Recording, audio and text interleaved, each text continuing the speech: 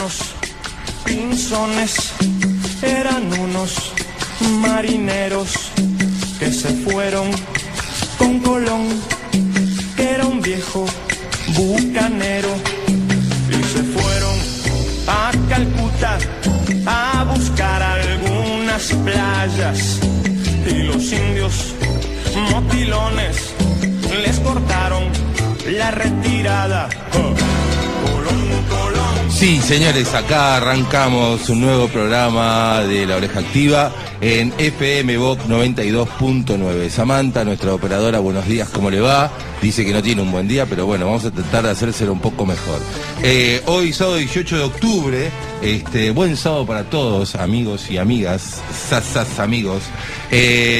Estamos acá en FM Vox, son las 10:01 y bueno, hay un montón de gente hoy acompañándonos. Hoy han venido nuestras compañeras de regreso de Salta, Susana, Cecilia, Andrea. Ha aparecido Barqui ahí saludándose con Alberto, con Daniel, y acá enfrente mío mi amigo Pablo, con el que vamos a desarrollar nuestra editorial del día de la fecha, ¿no? Algunos de los temas que han pasado esta semana, que han sido varios, bueno, uno más que claro y más alegre, que fue la reelección de Evo Morales por el 60% de los votos. Ahí vamos a tener un breve fragmento que bajé para escuchar a Evo en su ¿cómo sería? Su discurso de victoria, sí señor. Muy bien, muchas gracias. Bueno, también el lanzamiento del ARSAT 1, que esto ofrece un servicio de internet, de televisión, de comunicación, no solo para Argentina, sino también para Chile, para Uruguay y para Paraguay. También, bueno, no sé si será un tema que vamos a tocar, pero el ébola es como que está ebolando a todo el mundo, ¿no? En particular a Estados Unidos, digamos, o sea, ellos hacen el mal y después el mal vuelve contra ellos, ¿no? Entonces ahora no saben qué cuerno hacer con eso.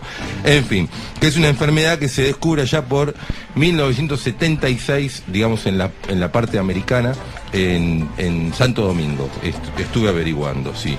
Después, bueno, la noticia que surgió ayer, de la aparición de Luciano Arruga, que fue supuestamente atropellado y que fue enterrado como NN, que también va a tener un comentario a lo largo del programa. Así que bueno, como estamos con mucha información y hay muchas cosas por decir y por hacer, vamos a comenzar con la editorial. Pablo, buenos días. Buenos días, Carlos, buenos días, vecinos, vecinas, oyentes, a todo Barrio Mitre, a todo Hurlingham. Volviendo de un fin de semana largo y bueno, y enfrentando un sábado de humedad, sí señor, y amenazantes precipitaciones. Parece, pero esperemos que no. Esperemos que no. Y anticipadamente, obviamente, a todas las madres que pasen un feliz día dentro de lo posible. Sí. Y que bueno, y que los hijos por un momento no discutamos con las madres, por lo menos un domingo al año. Por favor. Bueno, como bien comenzó la cortina musical con la más que pintoresca canción de Horacio el Negro Fontova, párrafo aparte, primer cantante de Los Redonditos de Ricota, el Negro Fontova. Mire usted. Dato poco conocido. Bueno. Usted siempre con esas perlitas, no,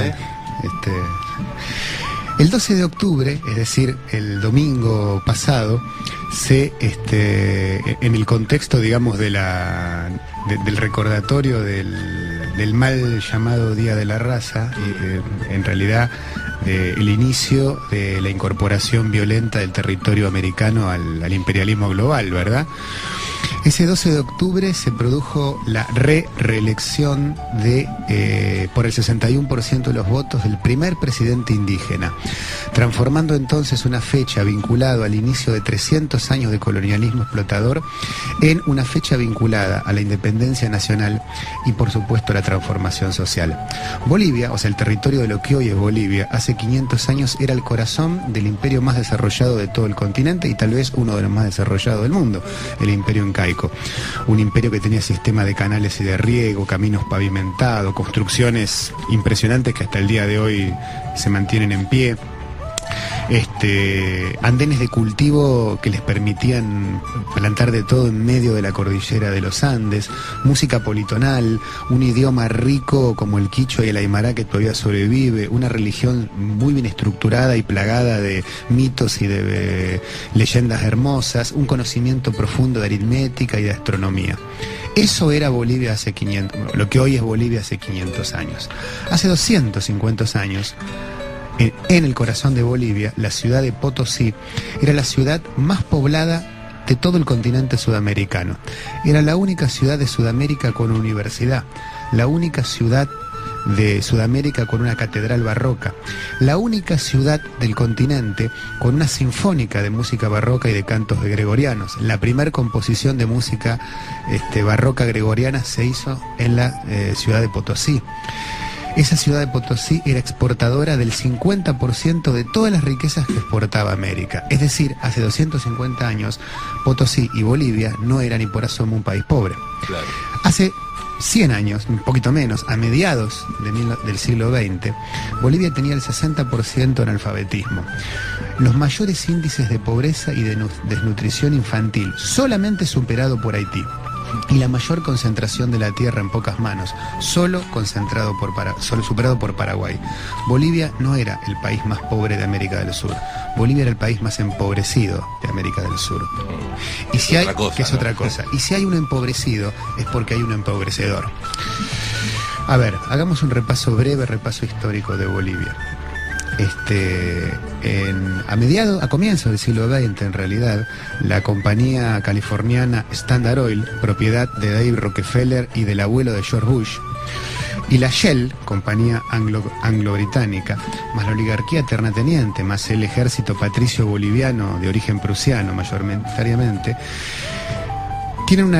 originan una guerra con la vecina República del Paraguay, la famosa Guerra del Chaco, que se extiende entre 1932 y 1935, que causa prácticamente 500.000 muertos y que le hace una pérdida más del territorio boliviano. Recordemos que Bolivia venía de perder su salida al mar en la Guerra del Pacífico contra Chile y contra también la Shell, siempre es bueno recordarlo. Claro, sí. Nunca son solos. No. También hay que recordar, digamos, que como consecuencia de esa guerra, esa gran derrota que sufrió el ejército y la nación boliviana, comienza a aparecer al interior del ejército boliviano un sector nacionalista, antioligárquico, muy vinculado a cierto discurso reivindicatorio de la tradición incaica, de la tradición americana. Y ahí aparecen dos grandes militares bolivianos, Germán Bush y Gualberto Villarroel, que van a ser los aglutinadores de una corriente de pensamiento crítico al interior de todo el ejército boliviano. Ambos, tanto Germán Bush como Gualberto Villarroel, cosa novedosísima en la historia boliviana, van a establecer vínculos con los sindicatos mineros, con las ligas indígenas, con el campesinado y hasta con las burguesías progresistas blancas de la ciudad. Allí, a mediados de los años 30, comienzo de los años 40, nace el partido político más importante de la historia de Bolivia hasta la actualidad, el MNR, el Movimiento Nacionalista Revolucionario. Ese partido político, que comienza como a capitalizar el descontento general de la historia boliviana, provoca grandes reacciones tanto en los sectores conservadores como en los sectores vinculados a la aristocracia minera, y hace que tanto Germán Bush como Gualberto Villarroel sean asesinados. A Germán Bush le derriban el helicóptero y a Gualberto Villarroel directamente lo ahorcan en la plaza pública de Potosí. Se instala una dictadura militar a comienzos de 1946, convoca elecciones esa dictadura militar y, para sorpresa de todos, gana el MNR. Claro. Por lo tanto, la dictadura militar decide desconocer las elecciones. Y ahí ocurre la famosa revolución de 1952. Grupos armados, militarmente armados, donde un sector del ejército, mineros, la Central Obrera Boliviana, la COB, que estaba en manos del Partido Comunista, pero que se suma directamente a esta revuelta, ligas campesinas indígenas y dos grandes figuras del progresismo de clase media boliviano, Víctor Paz Estensoro y Hernando Siles Suanzo, capitalizan y conducen esta revolución que durante 3 meses enfrenta a grupos armados revolucionarios contra el ejército regular boliviano. Claro. Y lo derrotan, y se disuelve el ejército boliviano tradicional en 1952 y toma el poder el MNR. El MNR va a gobernar primero con la figura de Paz Estenssoro, luego con Hernando Siles, y va a realizar una tarea de transformación muy profunda en la historia boliviana. En 1952 se va a permitir por primera vez en Bolivia que voten las mujeres, los analfabetos y los indígenas. Se va a proponer una reforma escolar, es decir, se permite que los indígenas vayan a las escuelas. Hasta el año 52 estaba prohibido. Se va a proponer una diversificación económica, intentando agregarle valor a las básicas productores primarias de Bolivia. Se le va a poner el primer impuesto a la tierra de la historia boliviana y se va a intentar una reforma agraria. Al secretario general de la COB, Juan Lechín, que era militante del Partido Comunista, se lo nombra jefe de gabinete y se le da derecho a veto. A ver, la Central de los Trabajadores Bolivianos tenía derecho a veto sobre las leyes del gobierno. Eso logró hacer Bolivia en el año 52. Obviamente lo va a lograr por muy poco tiempo. En 1964, el ejército boliviano, con la horrorosa figura de René Barrientos, un dictador militar que tiene el triste privilegio de ser quien manda asesinar al Che Guevara, da un golpe militar en 1964 y los militares se quedaron en el poder hasta 1982, 18 años. Durante esas dictaduras militares se produce un retroceso terrorífico en toda la legislación progresista, en todos los avances que se habían creado durante el gobierno del MNR. Y va a ser Cochabamba, a través del sector cocalero y el sector indígena, el que va a encabezar el foco de la resistencia a la dictadura. Obviamente, Evo no podía nacer en otro lado que no sea en Cochabamba, claro, el lugar que históricamente resistió esos 18 años de dictadura militar. Durante esos 18 años de dictadura militar, el negocio deja de ser el estaño y el cobre y pasa a transformarse en la coca, es decir, el narcotráfico, y el ejército como gran gerente, ejército boliviano, gran gerente, y la DEA, nunca hay que olvidarse, como gran gerente del negocio narco, comienzan a instalarse y a atravesar toda la política boliviana. La vuelta a la democracia en 1982 da un panorama catastrófico. La Central Obrera Boliviana totalmente debilitada y dividida, el partido más popular, el MNR, dividido en 3 troncos, y un sistema de elecciones que permitía que cualquier candidato con el 25% de los votos se pueda transformar en presidente. Una deslegitimación de los partidos políticos y la democracia formal atraviesa la historia boliviana y llega a su pináculo en el año 2000. En el año 2000 es elegido presidente Sánchez de Lozada, con el 26% de los votos. Sánchez de Lozada era un doctor en economía, egresado de Oxford, que vivió 44 años en California, que no hablaba español, únicamente hablaba inglés. Se lo elige presidente de Bolivia radicado en California, siendo su trabajo el gerente de la Coca-Cola. Ese hombre, el gerente de la Coca-Cola, es elegido presidente de Bolivia. Se muda a Santa Cruz de la Sierra porque dice que La Paz no le gusta, claro, me imaginé, lo que es lógico, claro. No habla en español y el primer proyecto de ley que manda al Congreso y que es aprobado es la privatización del agua en un país árido como Bolivia. Claro. La privatización del agua le entregaba el recurso acuífero, el que permite la sobrevivencia del pueblo boliviano, a una empresa obviamente californiana. Pero para asegurarle el negocio a la empresa californiana, el presidente Sánchez de Lozada firma un decreto, en español hay que reconocerle ese mérito, que prohibía a los bolivianos utilizar el agua de la lluvia. Esto no es broma. A ver, el presidente boliviano firmó un decreto donde prohibía que los bolivianos utilicen la lluvia, porque obviamente le cortaba el curro a la empresa californiana, claro, que monopolizaba el agua. Y evidentemente los quería exterminar, como sea. Ahí está ya la famosa guerra del agua, claro, que obviamente está ya en Cochabamba. Claro. Y obviamente tiene como emergentes a los movimientos sociales y especialmente a 2 figuras. Evo Morales, dirigente cocalero, y Álvaro García Linera, un joven del Partido Comunista, que ahora es el vicepresidente, vinculado a los sectores progresistas, digamos, de Santa Cruz de la Sierra, porque hay que recordar que él es un hombre de Santa Cruz de la Sierra. Ahí se funda la Marcha al Socialismo, que luego se va a llamar el Movimiento al Socialismo, el MAS, el actual partido político, que aglutina a la tradición marxista-leninista, el indigenismo, los movimientos sociales y el sindicalismo. Evo Morales y Álvaro García Linera es interesante porque estamos hablando de un tándem bicéfalo. Revisemos todos los procesos populares importantes de nuestra historia y generalmente han tenido fuertes liderazgos unipersonales. Claro. Bolivia tiene el enorme privilegio de tener una dupla que funciona como dupla. Y si consideramos, hacemos un repaso de los vicepresidentes de la historia, que en general no han tenido grandes papeles, miremos el papel de Álvaro García Linera. La aparición de Evo y de Álvaro García Linera, que ganan las elecciones en el 2005, que reforman la Constitución, que refundan el Estado definiéndolo como Estado plurinacional y que avanzan a transformar en Bolivia en el país que en la última década más ha crecido económicamente, que ha bajado los niveles de analfabetismo prácticamente a niveles que solo tenía Argentina y Uruguay, y Cuba, ¿no? Obviamente, a niveles de cero, y que han intentado transformar, y en cierto sentido transformado la matriz productiva de Bolivia, habla de un hecho totalmente revolucionario. Para ir cerrando, Álvaro García Linera escribe en el año 2004 un libro interesantísimo que se llama El socialismo comunitario. Y ese libro termina diciendo: hoy, en el 2011, a un año de la instauración de la construcción de este Estado plurinacional, también nos encontramos ante presencias de contradicciones fundamentales, principales y secundarias. La contradicción fundamental antagónica sigue siendo la unidad del pueblo boliviano para enfrentar al imperialismo, que se resiste a reconocer nuestro sistema de soberanía y nuestra capacidad de autodeterminación como pueblo.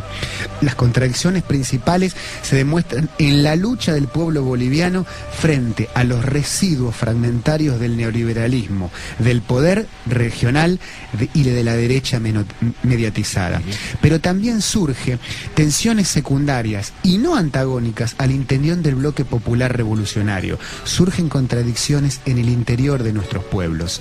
Estas tensiones y contradicciones secundarias con las que tenemos que convivir son parte fundamental de la dialéctica del avance de nuestro pueblo revolucionario y lo alimentan porque son la fuente fundamental del desarrollo y del pasaje del miserable republicanismo de propietarios al soberano republicanismo comunitario del siglo XXI. 500 años después, los pueblos americanos seguimos andando.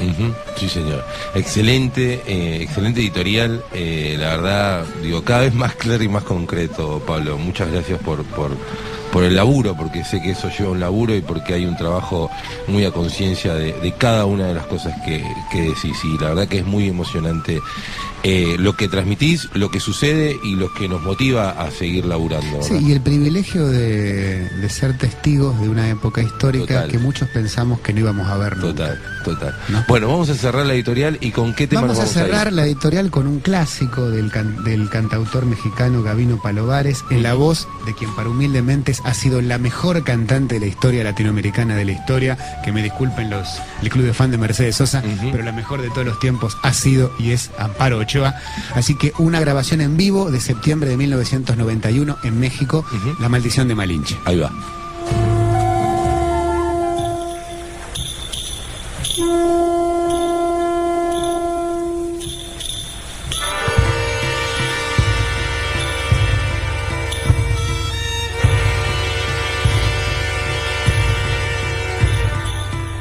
Del mar los vieron llegar mis hermanos emplumados, eran los hombres barbados de la profecía esperada. Se oyó la voz del monarca de que el Dios había llegado y les abrimos la puerta por temor a lo ignorado. Iban montados en bestias como demonios del mal, iban con fuego en las manos y cubiertos de metal. Solo el valor de unos cuantos les opuso resistencia y al mirar correr la sangre se llenaron de vergüenza, porque los dioses ni comen ni gozan con lo robado, y nos dimos cuenta, ya todo estaba acabado. Y en ese error entregamos la grandeza del pasado, y en ese error nos quedamos 300 años esclavos.